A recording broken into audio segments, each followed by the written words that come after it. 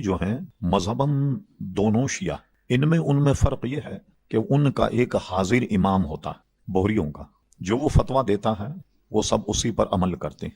شیعہ حضرات کا مذہب یہ ہے کہ 12 اماموں میں یہ 12 امام ہمارے بھی امام ہیں، اور سب اہل سنت و جماعت حضرات امام مہدی رضی اللہ تعالی عنہ کو وہ 12واں امام مانتے ہیں، جس کو حاضر الزماں وہ کہتے ہیں۔ کبھی شیعوں کے دروازے پہ آپ نے دیکھا ہوگا، ہماری علامت یہ ہے نا کہ عموماً ہمارے گھروں میں مسجد میں الصلاۃ والسلام علیکہ یا رسول اللہ، وہ یہ لکھتے ہیں السلام علیکہ یا امام حاضر الزمان، اس قسم کے الفاظ وہ لکھتے۔ تو وہ امام مہدی کو اپنا امام مانتے ہیں اس دور، اور ان کا عقیدہ یہ ہے کہ وہ پیدا ہو گئے اور کسی غار میں ہیں، قرب قیامت میں وہ تشریف لائیں گے اور غار سے نکلیں گے۔ اور یہ جو کہتے ہیں کہ قرآن مجید جو ہمارے پاس ہے یہ مکمل نہیں ہے، کہتے ہیں یہ مکمل قرآن انہی کے بغل میں دبا ہوا ہے، اور جب آئیں گے تو اصل قرآن لے کر کے آئیں گے۔ اور یہ کمبخت اتنے عاقبت نا اندیش ہے کہ اس قرآن مجید فرقان حمید کو بیاض عثمانی کہتے ہیں کہ یہ حضرت عثمان رضی اللہ عنہ کی کتاب ہے، حالانکہ پوری امت کا اس پر اجماع ہے کہ جو قرآن مجید موجود ہے اصل قرآن یہی ہے جو الحمد شروع ہو کر والناس تب ختم ہوتا۔ پورے اکابر علماء کا اس پر اتفاق ہے، اور خود جب قرآن مجید جمع ہوا تو پورے صحابہ کرام علیہم رضوان نے اس سے اتفاق کیا، سب سے بڑی اجماع امت جس کو کہتے ہیں۔ تو اب بوہری لوگ اس زمانے میں اپنے وقت کا امام مانتے ہیں، اس امام کی وہ تقلید کرتے ہیں یا سب کچھ اسی کو مانتے ہیں، اور اس میں عموماً کتنے ہی بڑا آدمی ہو کیلنڈر کے حساب سے یا ان کا امام کہتا ہے تو ایک دن پہلے ہمارے سے روزہ رکھ، اور ایک دن پہلے عید کرتے ہیں، ایک کیلنڈر کے حساب سے سمجھے چلتے، ان میں چاند وغیرہ دیکھنے کی کوئی وہ نہیں۔ یہاں تک کہ ابراہیم جی جو مشہور قانون داں اور جسٹس، وہ جب گورنر بنے، گورنر تو مرکز کا نمائندہ ہوتا، یہ تو ہمارے سنی اپنے آپ کو شرماتے برگشتہ ہوتے ہیں، وہ بحیثیت گورنر کے بھی ایک دن پہلے روزہ رکھتا تھا، اور اخبار میں فوٹو چھپتی تھی، تمام قوم کے جو لیڈر ہیں جو نماز پڑھتے ہیں وہ ایک دن پہلے نماز پڑھتا تھا، اتنی ان میں وہ سختی۔ وہ اپنے حاضر امام کو جو ہے وہ سب کچھ مانتے ہیں۔ آغا خانیوں کا معاملہ ان سے بالکل جدا، آغا خانی نہ کسی کتاب کو مانتے نہ کسی حدیث کو مانتے، بلکہ اس وقت کا جو ان کا امام ہے وہ ان کا امام ہے، اور معاذ اللہ اس میں اللہ تبارک و تعالیٰ کی ذات کو حلول مانتے ہیں کہ ان میں اللہ تبارک و تعالیٰ اس کی ذات میں گھسا ہوا، معاذ اللہ ثم معاذ اللہ۔ اور یہ چیزیں بھی ان کے بہت بڑے کوئی محقق تھے، وہ مسلمان ہو گئے تھے غالباً، تو انہوں نے اپنے دین و مذہب پر ایک کتاب لکھی، اس میں ان ساری چیزوں کو بیان کیا۔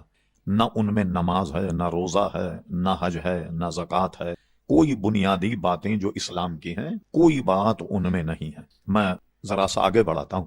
میں تقریباً آج سے کوئی 12 یا 13 سال پہلے یوسٹن میں تھا، امریکہ، وہاں 100 گھر آغا خانیوں کے۔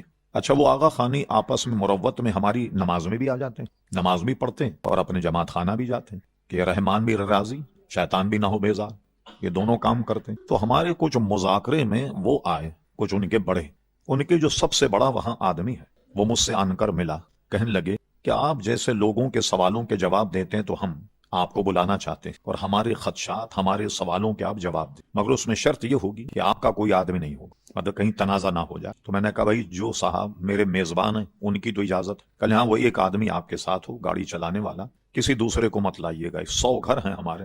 ایک بڑے حال میں انہوں نے اہتمام کیا، اور جو کچھ اسلام کے خلاف وہ بوچھار کر سکتے تھے، گھنٹے 2 گھنٹے سب انہوں نے کیا۔ کرنے میں انہوں نے کیا کیا، میں نے سب کے جواب دیے تسلی بخش۔ تو کہنے لگے ایک مسئلہ ہمیں بتائیے۔ میں نے کہا وہ کیا ہے؟ کہنے لگے جہاں تک اسلام نہیں پھیلا ابھی، وہاں کے انسانوں کا آپ کے بارے میں کیا، جہاں نماز پہنچی، نہ روزہ پہنچا، نہ نبی کریم علیہ السلام کی دعوت پہنچی، ان کے متعلق آپ کا کیا؟ تو میں نے کہا جناب بلا وجہ آپ پریشان ہیں، ہماری تو بہت بڑی فتاوی کی کتاب فتاوی عالمگیری میں یہ جزیہ موجود ہے کہ خدا نہ خواستہ آپ کے بقول کہ کسی جگہ اسلام نہیں پہنچا، لیکن وہاں کے لوگ اگر اپنا کوئی خدا مانے کہ ہمارا پیدا کرنے والا خالق اور مالک ہے تو بھی ان کی نجات ہو جائے گی۔ حضور کی دعوت ان تک نہیں پہنچی، اسلام ان تک نہیں پہنچا، یہ تو ہماری کتابوں میں موجود ہے مسئلہ۔ کہنے پھر آپ کے مولوی کیوں نہیں بتاتے؟ تو میں نے کہا نہیں بتاتے تو آپ نے پوچھا نہیں ہوگا، وغیرہ وغیرہ، اس پر گفتگو۔ کہنے لگے ہم کل آپ کی تقریر میں تھے تو آپ نے ایک سوال کے جواب میں یہ کہا، کیونکہ آپ جانتے ہیں کہ جب کسی اناڑی آدمی کو سمجھانا ہوتا تو اس کی عقل کے مطابق بات کی جائے، نرم گفتگو کی جائے تاکہ شاید وہ دین کی طرف مائل۔ کہنے لگے آپ نے 4 اماموں کا ذکر کیا ہے، تو اگر 5واں ہمارا امام بھی آپ مان لیں تو اختلاف ختم نہیں ہو جائے؟ یعنی ہم اور آپ بالکل ایک ہو جائیں گے، بھئی آپ ہمارے امام کو بھی اپنا امام مانتے۔ اب میں اگر ان سے یہ کہتا ہے کہ اس پاگل کو، بے وقوف کو کیسے ہم امام مان لیں، وہ جاہل کم وقت کو ظاہر برگشتہ ہو جاتا۔ تو میں نے ان کو مثبت جواب میں کہا بالکل ٹھیک ہے، ہم اس کو امام مان لیتے ہیں، آپ چند سوالوں کے جواب ہمیں دے دیں، اس کو امام مان لیتے۔ میں نے کہا امام اعظم ابو حنیفہ، امام مالک، امام شافعی، امام احمد ابن حنبل رضوان اللہ تعالی اجمعین، انہوں نے آدمی کے پیدا ہونے سے قبر میں جانے تک کا سارا نظام دیا، زندگی بھر آدمی کو گزارنے کا، نماز، روزہ، حج، زکوٰۃ وغیرہ وغیرہ سارا نظام دیا۔ یہ 4 امام ہمارے، تو آپ اپنے امام کی تعلیمات بتائیے کہ انہوں نے اپنی قوم کو کیا درس دیا، کیسے نماز پڑھی جائے، کیسے روزہ رکھا جائے، کیا کیا جائے۔ اب یہ سب ایک دوسرے کی شکل دیکھ رہے ہیں، کوئی کتاب ہو تو ہمیں دکھائیں، ایک ہی کتاب بتا دو، کوئی 16 ورق کی کہ آغا خان صاحب نے یہ کہا کہ نماز پڑھنے کا طریقہ یہ۔ تو اب ایک آدمی کے پاس کوئی ضابطۂ حیاتی نہیں ہے، کچھ ہے ہی نہیں، اب اس کو امام کیسے مان لیں؟ اب لائیے ان کی تعلیمات کو۔ وہ بالکل خاموش ہو گئے۔ پھر خاموش ہونے کے بعد تھوڑا سا ان کو شاٹ یہ لگا کہ بہت بڑی دعوت کا انہوں نے اہتمام کیا، ظاہر ہے کہ سب آدمی ان کے 500-600 آدمی، 100 گھر کے، تو میرے سامنے رکھا۔ میں نے کہا میں تو گوشت کھاتا نہیں۔ کہ نہیں، آپ کے میزبان نے ہمیں نہیں بتایا، ہم نے سارا اہتمام آپ کے لیے کیا۔ میں نے کہا نہیں، آپ کو گھبرانے کی ضرورت نہیں، میں تو جو رائتا ہے نا دہی کا بنا ہوا، اس 1 روٹی کھا لوں گا، میں اتنی کھا لیتا ہوں جتنا زندہ رہنے کے لیے آدمی کو ضرورت ہوتی۔ میں نے الحمدللہ رائتا سے روٹی کھا لی، اور ان کے سوالوں کا جواب دے کے ان سب کو میں نے لاجواب کر دیا۔ اب اس دین کے پاس کوئی حیات کا طریقہ ہی نہیں، ضابطے حیات ہی نہیں، نہ نماز ہے، نہ روزہ ہے، نہ حج ہے، نہ زکوٰۃ ہے، وہ کیا مذہب ہوگا؟